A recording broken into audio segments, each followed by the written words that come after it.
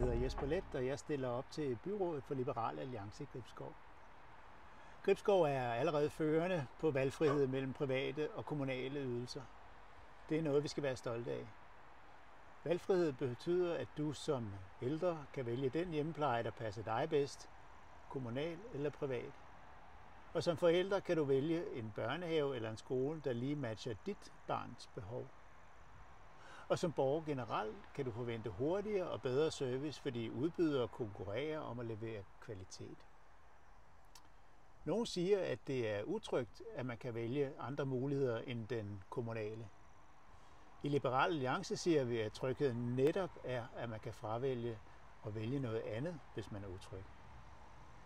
Valgfrihed skal gælde alle med behov i Gribskov, uanset indkomst. Kommunen finansierer ydelserne og sikrer lige adgang, mens private leverandører kan levere tjenesterne under stærke kommunale minimumstandarder.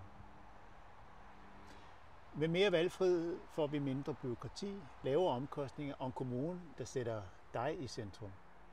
Lad os bygge på Gribskovs styrke og gøre denne valgfrihed endnu bedre for alle. Stem på Liberal Alliance for mere frit valg.